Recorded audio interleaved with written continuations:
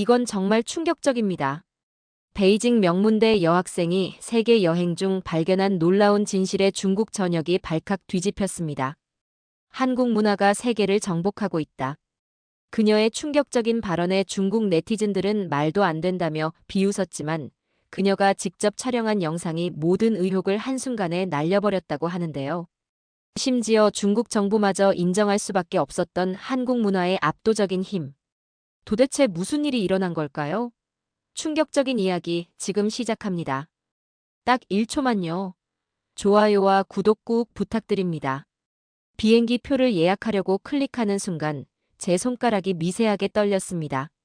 마지막 목적지로 설정된 서울행 항공권을 확인하는 동안에도 어머니와 할머니의 걱정 섞인 목소리가 머릿속을 떠나지 않았죠.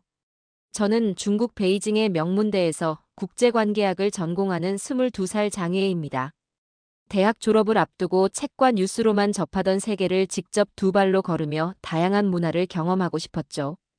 그래서 동남아에서 시작해 미국과 유럽을 거친 뒤 한국을 포함하는 세계 일주 여정을 계획했습니다. 세계 여행은 좋지만 한국은 빼는 게 어때? 어머니가 아침 식사를 차리며 말씀하셨죠.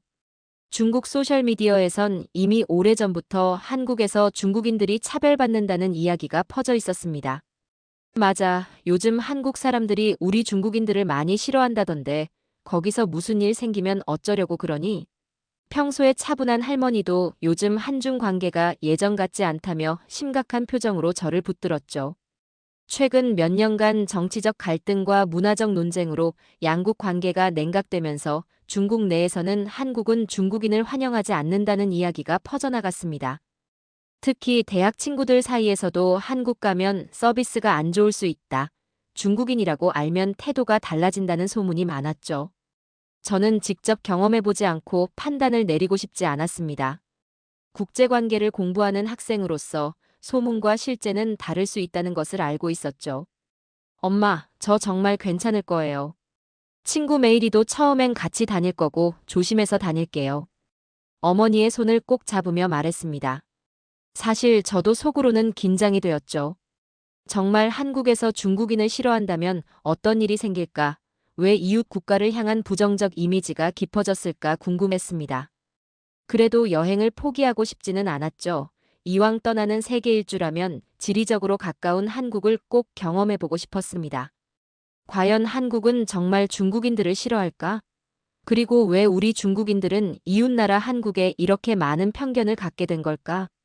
여행 가방을 꾸리며 내내 생각했죠. 베이징 공항으로 가는 택시 안에서는 창문 너머로 스치는 도시 풍경을 물끄러미 바라보며 가슴이 뛰는 것을 느꼈습니다. 이렇게 첫 목적지인 말레이시아를 시작으로 저의 세계 일주 여행이 드디어 시작되었죠. 쿠알라룸푸르 공항을 빠져나오자마자 더위와 함께 충격적인 광경이 제 눈앞에 펼쳐졌습니다. 거대한 디지털 전광판에서 한국 아이돌이 춤을 추고 있는 모습이 나왔죠. 택시를 타고 도심으로 향하는 길, 메이리가 갑자기 소리쳤습니다. 저기 봐. 저 지하철역 이름이 이상해. 창밖을 내다보니 TRX 삼성 갤럭시 역이라고 적힌 대형 간판이 눈에 들어왔죠. 말도 안 돼. 나라 이름도 아닌 기업 이름을 역 이름으로 쓰다니. 택시기사에게 물어보니 그는 당연하다는 듯 웃었죠. 삼성은 우리에게 그냥 회사가 아니에요. 많은 젊은이들의 꿈이죠. 한국 기업들은 우리나라 경제의 핵심이에요. 호텔에 짐을 풀고 시내 쇼핑몰로 나갔는데 또 다른 충격이 기다리고 있었습니다. 쇼핑몰 입구부터 한국 화장품, 패션, 전자제품 매장들이 프리미엄 구역을 독차지하고 있었고 중국 브랜드는 구석에 있거나 아예 보이지 않았죠. 메이리가 한국 화장품 매장 앞에서 멈춰 섰습니다. 이게 맞아? 말레이시아 여성들이 줄 서서 한국 제품을 사고 있어.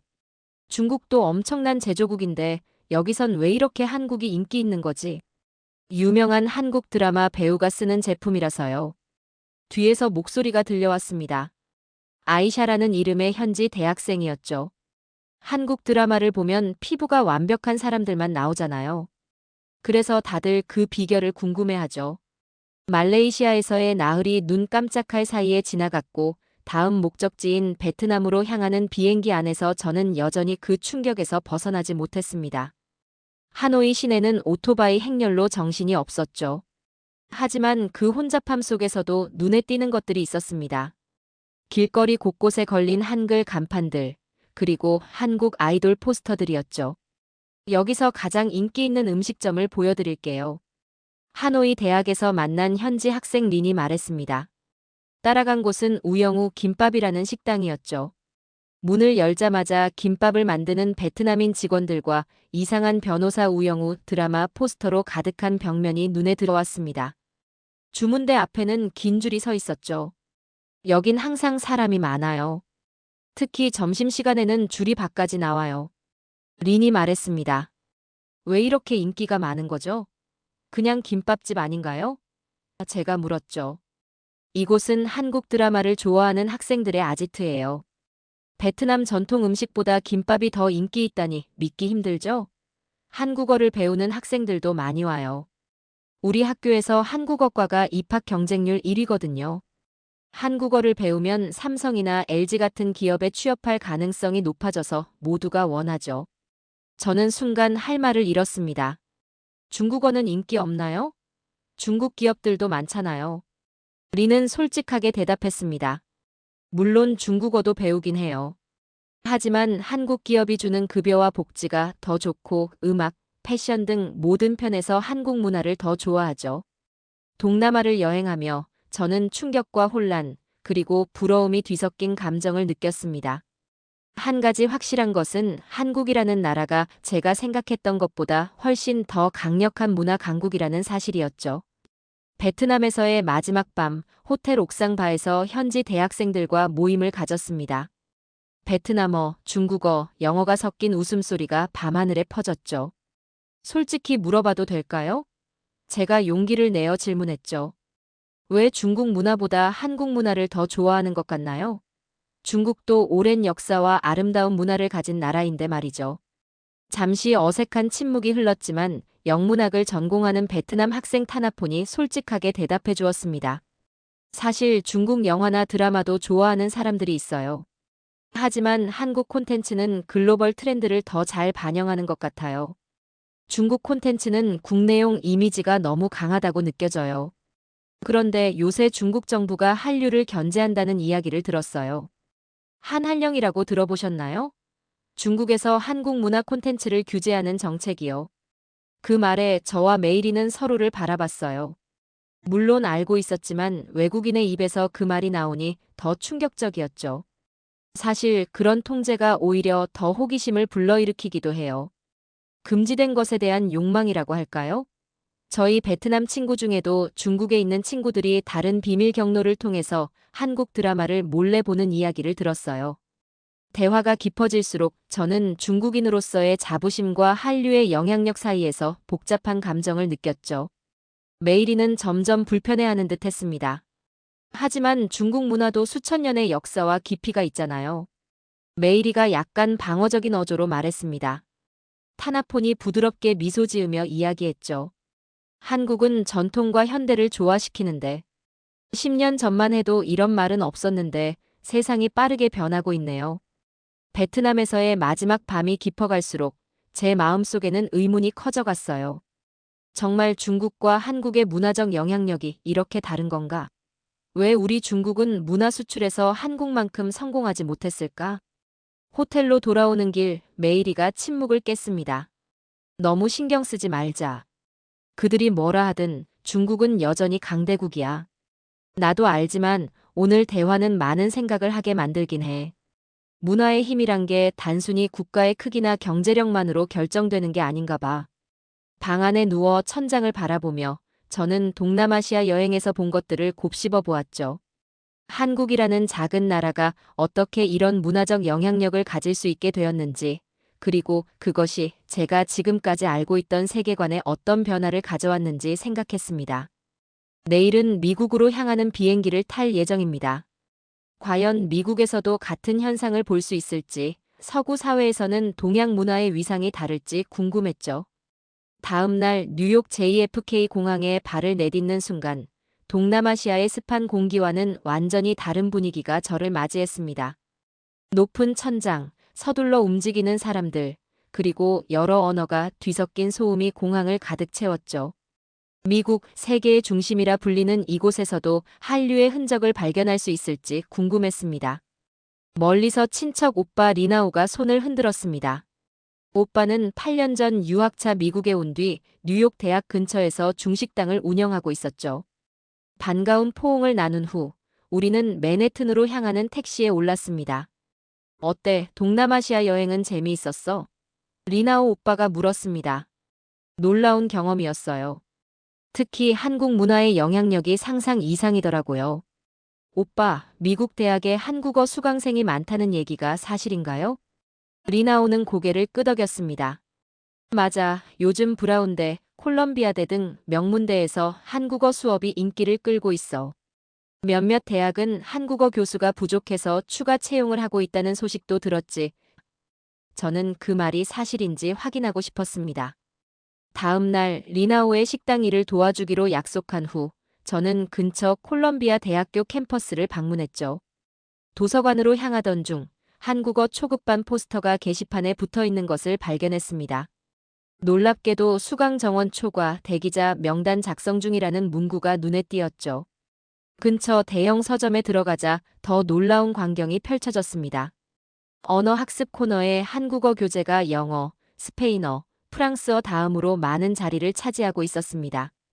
그 옆에는 K-팝 한류 특별 코너가 마련되어 있었고 BTS 관련 서적과 오징어 게임 굿즈들이 진열되어 있었죠.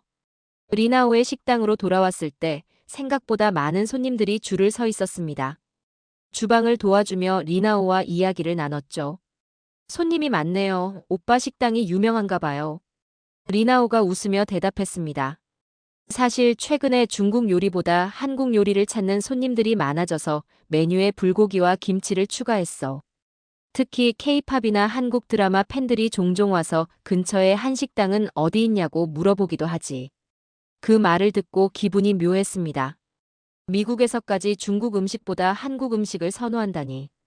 중국인으로서 자존심이 상하기도 했지만 한편으로는 궁금증이 커졌죠. 왜 그런가요? 미국은 중국 이민자가 더 많고 차이나타운도 한인타운보다 크잖아요. 리나오는 식당 창밖을 바라보며 생각에 잠겼습니다. 한국이 문화산업에 국가적 투자를 많이 했다는 얘기를 들었어. 엔터테인먼트, 영화, 음악, 게임 세계 시장을 겨냥해서 말이야. 반면 우리 중국은 통제가 심하지. 서로 알고 있는 현실에 대해 침묵했습니다. 중국의 콘텐츠 검열과 통제가 글로벌 시장 진출에 어떤 영향을 미쳤는지 우리는 굳이 말로 표현하지 않아도 알고 있었죠. 그날 저녁 리나오의 식당에서 일을 마치고 주방 직원들과 함께 식사를 했습니다. 대부분 중국계 이민자들이었지만 한 명의 한국계 미국인도 있었죠. 요즘 뉴욕대 한국어반이 중국어반보다 인기 있다면서요? 제가 한국계 직원 민재에게 물었습니다. 민재는 자랑스러운 듯 웃었습니다. 네, 놀랍죠? 5년 전만 해도 상상도 못했을 일입니다. 제 사촌은 한국어 과외로 학비를 다 벌고 있어요. 시간당 $50를 받는데도 학생이 너무 많아서 감당이 안 된대요. 식사를 마치고 리나오의 아파트로 돌아오는 길, 뉴욕의 화려한 밤거리를 걸으며 생각에 잠겼습니다. 자국 문화의 자부심이 강한 미국에서조차 한국어 학습 붐이 일어나고 있다는 사실이 놀라웠습니다. 뉴욕의 화려한 네온사인 아래서도 K푸드, K콘텐츠를 즐기는 사람들이 늘어나고 있었죠. 한류는 단순한 유행이 아닌 더 체계적인 무언가처럼 느껴졌죠. 창밖으로 보이는 뉴욕의 밤하늘을 바라보며 다음 여행지인 유럽에서는 또 어떤 모습을 볼 수 있을지 기대가 되었습니다. 첫 유럽 여행지인 파리 드골 공항에 내리자 광장에 울려 퍼지는 다국어 안내방송 중에 익숙한 억양이 들렸죠. 처음에는 착각인 줄 알았지만 분명히 한국어였습니다. 유럽의 중심부 프랑스에서 한국어 안내방송이라니 저 포함해서 다른 여행객들도 놀란 표정이었죠. 프랑스어, 영어, 독일어, 중국어에 이어 한국어네요. 공항 안내데스크 직원에게 물어보니 최근 급증한 한국인 관광객 때문에 추가되었다고 했습니다. 중국인 관광객이 더 많을 텐데 한국어 안내방송이 더 또렷하게 들린다는 사실이 묘한 감정을 불러일으켰죠. 호텔에 도착한 후 메이리에게 전화해 이 사실을 공유했습니다. 메이리가 인터넷으로 찾아본 결과 프랑스 대학들도 한국어학과가 늘고 있다는 기사를 발견하고 알려주었죠. 기사는 소르본 대학에서도 한국학 전공자가 증가하고 있다는 내용이었고, 저는 다음 날 바로 파리 소르본 대학을 방문했습니다. 요즘 한국학이 인기가 많나요? 지나가는 학생에게 물었습니다. 네, 특히 최근 2년 동안 폭발적으로 늘었어요. 제 친구들 중에도 취미로 한국어를 배우는 사람이 많죠. 취업에도 도움이 된다고 하더라고요. 프랑스 학생의 답변이 놀라웠습니다. 일주일 후 독일 베를린으로 이동했습니다. 베를린 자유대학교에서 열린 문화교류 행사에 참석했죠. 그곳에서 독일어 문법과 한국어 문법 비교 연구를 하는 학자를 만났습니다. 한국어의 조어 능력이 굉장히 흥미롭습니다. 특히 독일어와 유사한 구조적 특성이 있어 더욱 매력적이죠. 그 학자는 열정적으로 설명했습니다. 최근 베를린에서만 한국어 학원이 15개 새로 문을 열었습니다. 한국어와 독일어를 비교하는 논문을 살펴보니 독일 학계에서도 한국어 연구가 활발히 이루어지고 있었죠. 중국어 연구보다 더 최신 트렌드처럼 다뤄지고 있었습니다. 베를린에서 만난 유럽 각국의 지식인 그룹과 대화를 나누면서 체코나 벨기에 등 다른 유럽 국가들도 공항 내 한국어 안내 방송, 초중고 한국어 시범 교육 등의 실험을 한다는 이야기를 들었습니다. 유럽의 자존심을 상징하는 프랑스와 독일 같은 나라들이 한국어를 과감히 도입하는 모습을 직접 목격하면서 정말 한국어가 세계 주류 언어가 되는 건가 하는 생각이 들었습니다. 한편으로는 중국인으로서 씁쓸함도 느꼈죠. 여행 중 만난 현지인들의 한국 문화를 좋아해서 한국어를 배우고 싶다는 반응은 미국에서의 경험과 크게 다르지 않았습니다. 다만 유럽에서는 더 지적인 관심, 언어학적 호기심으로 접근하는 경향이 강했죠. 이제 유럽까지의 긴 여정을 마치고 이번 세계 여행의 마지막 도착지인 한국만 남았습니다. 동남아시아, 미국, 유럽에서 목격한 한류의 현상을 실제 한국에서는 어떻게 느낄 수 있을지 기대가 커졌습니다. 인천국제공항에 도착하자 심장이 빠르게 뛰었습니다. 동남아시아, 미국, 유럽을 거치며 한류의 힘을 목격한 후 드디어 그 원천인 한국 땅을 밟는 순간이었죠. 가족들의 걱정과 중국 내 소문들이 머릿속을 스쳐 지나갔습니다. 정말 한국인들은 중국인을 싫어할까요? 입국장을 나서자 중국어로 된 안내 표지판이 눈에 들어왔습니다. 영어, 일본어와 함께 중국어가 주요 언어로 표기되어 있었죠. 한국인들이 중국인을 환영하지 않는다는 인상과는 달리 적어도 공식적으로는 친절한 접근이 느껴졌습니다. 위에 이쪽이야. 한국에 있는 중국계 기업에서 근무하는 지인 천밍이 손을 흔들었습니다. 대학 시절 교환학생으로 만난 천밍은 졸업 후 한국 회사에 취직해 5년째 서울에서 살고 있었죠. 천밍, 너무 오랜만이다. 한국 생활은 어때? 정말 중국인에게 불친절하다는 소문이 사실이야? 택시에 오르며 물었습니다. 천밍은 웃으며 고개를 저었습니다. 그런 편견이 있긴 하지만 실제로는 전혀 그렇지 않아. 물론 일부 불편한 경험도 있었지만 대부분의 한국인들은 매우 친절하고 예의 바르게 대해줬어. 택시가 서울 도심으로 향하는 동안 창밖으로 펼쳐진 한국의 풍경을 구경했습니다. 높은 빌딩들과 세련된 디자인의 건물들, 그리고 거리 곳곳에 설치된 디지털 광고판이 인상적이었죠. 호텔에 짐을 풀고 나서 갑자기 가방에 넣어둔 지갑이 보이지 않는 것을 발견했습니다. 당황한 마음으로 공항에 전화를 걸었습니다. 혹시 중국 여권을 소지한 여성의 지갑이 분실물 센터에 들어왔나요? 놀랍게도 불과 몇 분 후 공항 측에서 제 지갑을 찾았다는 연락이 왔습니다. 네, 고객님의 지갑 여기 있네요. 택시 내부에서 발견되어 기사님께서 가져다 주셨습니다. 중국에서 들었던 한국은 중국인을 싫어한다는 말이 무색하게 느껴졌고 한국인의 친절함과 정직함에 감동했죠. 다음 날 천민과 함께 명동 거리를 걸었습니다. 수많은 외국인 관광객이 한국 브랜드 매장 앞에 줄을 서 있었고 그 중에는 중국인 관광객도 상당수 있었죠. 여기 매장들은 중국인 고객을 특별히 중요하게 생각해서 대부분 중국어가 가능한 직원을 고용하고 있어. 천밍이 설명했습니다. 점심으로 한국 식당에 들어갔을 때도 반갑게 맞아주었습니다. 오히려 중국인이라고 하자 주인 아주머니가 더 많은 반찬을 내어주며 중국에서 오셨어요? 멀리서 오셨네요 라며 환대해 주었죠. 그날 저녁 한국 대학생들과의 교류 모임에 참석했습니다. 처음에는 약간 긴장했지만 한국 학생들은 제가 중국에서 왔다는 사실에 오히려 더 많은 관심을 보였죠. 중국의 어느 지역에서 오셨어요? 중국 대학 생활은 어떤가요? 등 친근한 질문들이 이어졌습니다. 모임 후 SNS를 둘러보던 중 중국 네티즌들이 한국을 부러워하는 글을 발견했습니다. 이 작은 나라가 전 세계를 뒤흔드는 문화 강국이 됐다는 댓글이 수만 개의 공감을 받고 있었죠. 천밍의 집으로 돌아가는 길, 서울의 야경을 바라보며 생각했습니다. 제가 직접 경험한 한국은 소문과 달리 따뜻하고 친절했죠. 이것이 한류의 진정한 힘의 원천이 아닐까 하는 생각이 들었습니다. 인천공항에서 베이징행 비행기를 기다리며 지난 2달간의 여정을 돌아보았습니다. 동남아시아, 미국, 유럽, 그리고 한국까지 세계를 돌며 한류의 영향력을 직접 목격했죠. 공항 라운지에서 마지막으로 한국 신문을 넘기던 중 흥미로운 기사가 눈에 들어왔습니다. 문화 콘텐츠 수출액 역대 최고 기록. 한류의 경제적 가치 100조 원 돌파. 한국이라는 작은 나라가 문화의 힘으로 이룬 엄청난 성과였죠.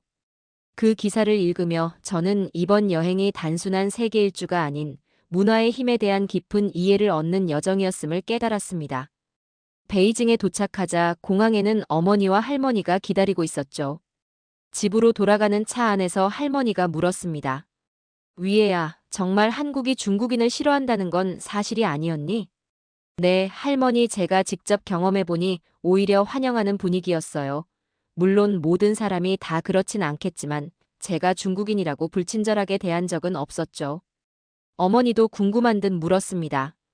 그럼 정말 어느 나라를 가든 한류가 있다는 소문은 어땠어? 정말 어디를 가든 한류를 쉽게 접할 수 있었어요. 말레이시아 지하철역은 삼성 갤럭시 이름을 쓰고 베트남은 한국어를 배워야 취업이 잘 된다고 했죠. 미국 대학에서는 한국어 수업이 인기였고 프랑스와 독일에서는 공항에서 한글 안내방송이 나올 정도였다니까요. 다음 날 친구들과 만나 여행 이야기를 나누었습니다. 메이리는 제가 들려주는 한국 이야기에 진지하게 귀를 기울였죠. 솔직히 한국에 대해 어떻게 생각해? 그런 작은 나라가 어떻게 그런 문화적 영향력을 가질 수 있는 거지? 잠시 생각한 후 대답했습니다. 내가 온라인에서 발견한 백범 김구라는 인물의 글이 있어. 오직 한없이 가지고 싶은 것은 문화의 힘이다. 문화의 힘은 우리 자신을 행복하게 하고 나아가서 남에게 행복을 주기 때문이다.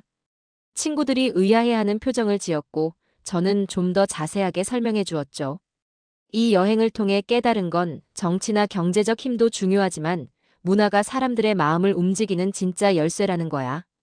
한국은 그 점을 일찍 깨닫고 문화산업에 투자했고 우리도 충분히 배울 점이 있다고 생각해. 그렇게 여행의 여운을 곱씹으며 대학으로 돌아왔고 마지막 학기가 시작되었습니다. 국제관계학 수업에서 교수님이 소프트 파워에 대해 설명할 때 저는 직접 경험한 한류의 사례를 발표했죠. 발표가 끝난 후 교수님은 놀란 표정으로 물었습니다. 이런 사례들을 어떻게 이렇게 생생하게 알고 있니? 저는 웃으며 대답했죠. 제가 직접 보고 온 것들입니다. 그리고 이번 학기에 부전공으로 한국어를 배우기로 했습니다. 교실에 놀라움의 웅성거림이 퍼졌습니다. 중국 최고 대학의 우수 학생이 한국어를 배우겠다고 선언한 건 예상 밖이었겠죠. 하지만 저에게는 확신이 있었습니다. 그날 저녁 기숙사 창밖을 바라보며 여행을 돌아보았습니다. 직접 보고 경험한 것들은 제 인생의 방향을 바꿔놓았습니다. 문화의 힘이 국경을 넘어 사람들의 마음을 움직이는 모습을 직접 목격했으니까요. 언젠가 나도 한국어로 우리 문화를 세계에 알릴 수 있을까? 그 질문은 어느새 새로운 목표가 되어 제 마음속에 깊이 자리 잡았죠. 문화의 힘을 이해하고 나누는 일, 그것이 제가 이번 여행에서 얻은 가장 값진 깨달음이었습니다. 자, 오늘의 이야기는 여기까지입니다. 오늘은 한류가 단순한 유행이 아니라 국경을 초월하는 문화의 힘이라는 걸 다시 한번 확인한 시간이었습니다. 한국은 이제 작은 나라가 아니라 세계인의 마음을 사로잡는 문화 강국으로 우뚝 섰으며 동남아시아를 넘어 미국과 유럽까지 그 영향력을 계속 확장하고 있습니다. 진정한 힘은 국가의 크기가 아니라 사람들의 마음을 움직이는 문화에서 나온다는 걸 다시금 깨닫게 됩니다. 오늘도 끝까지 함께 해주셔서 감사합니다. 재미있게 보셨다면 구독과 좋아요로 응원해주세요. 다음에도 따뜻한 이야기로 찾아뵙겠습니다. 감사합니다.